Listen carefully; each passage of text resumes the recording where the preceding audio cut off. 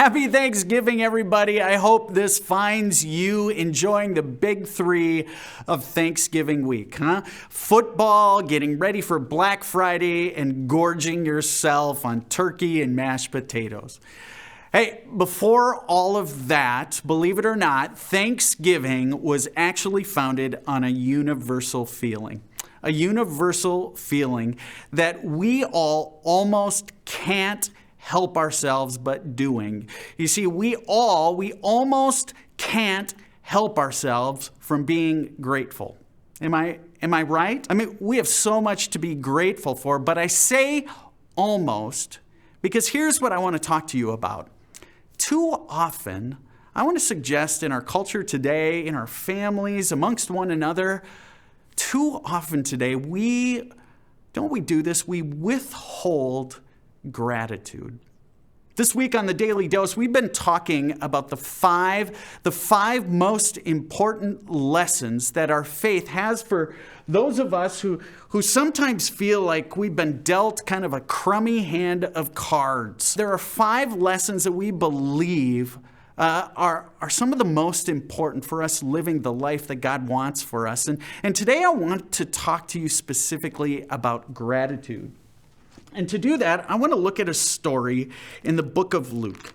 In the book of Luke, chapter 17, the story goes like this.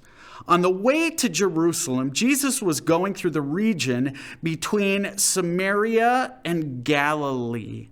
And in this little wilderness area, he entered a village, a little small town, and there were 10 lepers there. Now, we don't commonly come across lepers. A leper was someone who was covered with sores. They were believed to be outcasts. They were sort of shunned from society. Lepers spent their entire lives watching everybody else live their lives.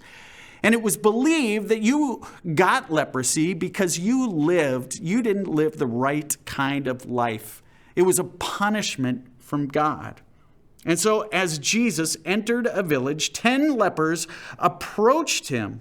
Keeping their distance, it says that they called out to him saying, "Jesus, Master, have mercy on us." You see, they kept their distance because they were believed to be ritually unclean. But what's ironic is they called Jesus Master. It's people who read this originally, they would have almost chuckled because it was believed that they were lepers because they had lived the wrong kind of life. They weren't Jesus followers. And so they said to Jesus, "Master, have mercy on us." Well, when Jesus, saw them, he said to them, "Go and show yourselves to the priest." Now, that's an interesting phrase there. Go and show yourselves to the priest. In that ancient world, it was believed that once you had recovered from any kind of ailment, any kind of disease, you had to go and take yourself to the priest, and the priest would be the one who would bless you and say, "Yep, you are free to go back into society, become a full member of society again." What's interesting about Jesus saying this is he was telling those lepers before they were even healed, go to the priest. It would have taken all kinds of faith on the part of those lepers to make that trip to the priest. I mean, they must have believed that by the time they got to the priest, somehow Jesus was going to heal them. He said, "Go and show yourselves to the priest." And as they went, they were made clean. They were made clean along the way. You might even say they walked by faith. Then one of them, now listen to this, then one of them, when he saw that he was healed, he turned back. It says he turned back, praising God with a loud voice. He prostrated himself at Jesus' feet, and get this, he thanked him. Only one of them, one of the 10, turned back, got down on his knees, and thanked him. And he, get this, was a Samaritan. What was a Samaritan? Well, Samaritans were the enemies. The Jewish people hated. There was this ancient conflict between the Jews and the Samaritans. And it says this one of those 10 lepers was a Samaritan. It was the one who shouldn't have turned back that did. And Jesus asks, were not 10 made clean? But the other 9, where are they? Was none of them found to return and give praise to God except this foreigner, this outsider? Then he said to him, get up and go on your way. Your faith has made you well. You see, Jesus said to this man, where are the other 9? And I'm going to assume that if Jesus had chased after the other 9 and said to them, are you grateful? Aren't you thankful that I changed your life? I'm going to assume that those other 9, they would have said, well, of course we are, Jesus. But here's the thing about gratitude. They never express their gratitude. And here's what I want to believe. I believe with all my heart, too often in our world, in our lives, with our families, with our friends, we don't express our gratitude. And it comes off as ingratitude. And so I want to suggest 3 things about gratitude today. The first is this: unexpressed gratitude is actually experienced as ingratitude or ungratefulness. I've always thought of this joke when it comes to gratitude. My family used to joke about how we weren't always so expressive about our gratitude. And it went like this. The joke went that when my grandpa married my grandmother on their wedding day, my grandpa said to my grandmother, I love you. And when my grandmother would ask my grandfather, well, do you still love me 20, 30, 40 years later? My grandpa would say, well, I told you on our wedding day, and if anything changes, I'll let you know.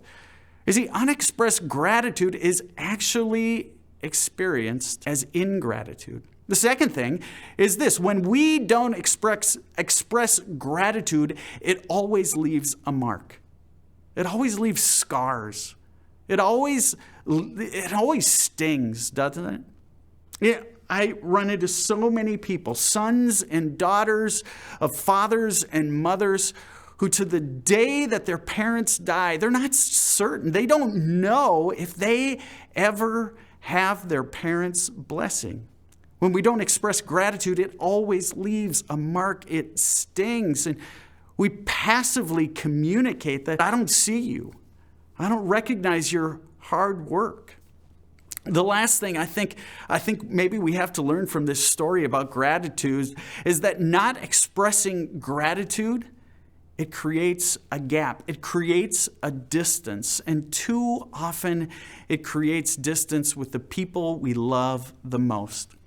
So as I wrap it up today, here's what I want to wonder with you. On this Thanksgiving, as Christian people, as people who follow Jesus, no one should out-gratitude us. No one should out-gratitude us. I mean, folks, what if we were to take this Thanksgiving, this holiday season, and this Thanksgiving, we as people who follow Jesus, what if we weren't to let anyone out-grateful us? What if you, this Thanksgiving, you were to not let anyone in your family, anyone in your house out-grateful you? If you were to turn up your gratitude, your gratefulness, to be excessively grateful. I mean, think about it. It doesn't cost you anything. The people you love in your life, be grateful.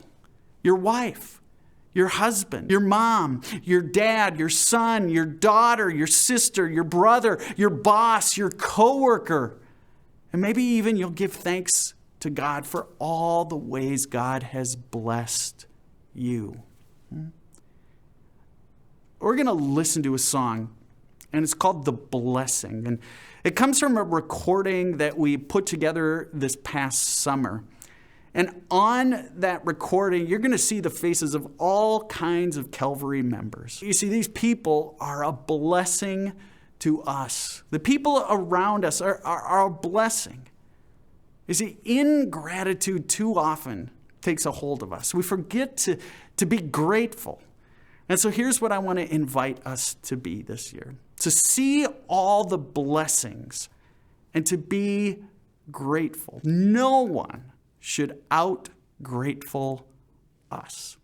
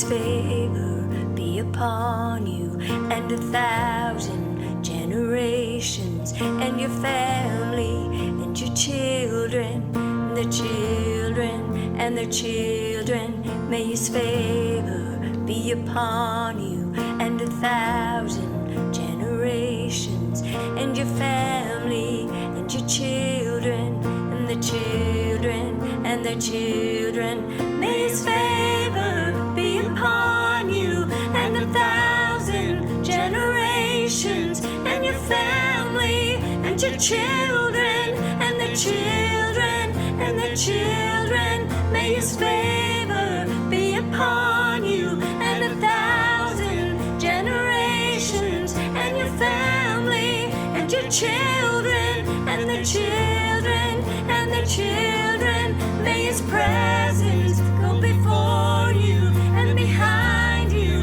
and beside you, all around you and within you. He is with you, he is with you in the morning, in the evening, in your coming, in your going, in your weeping and rejoicing. He is for you.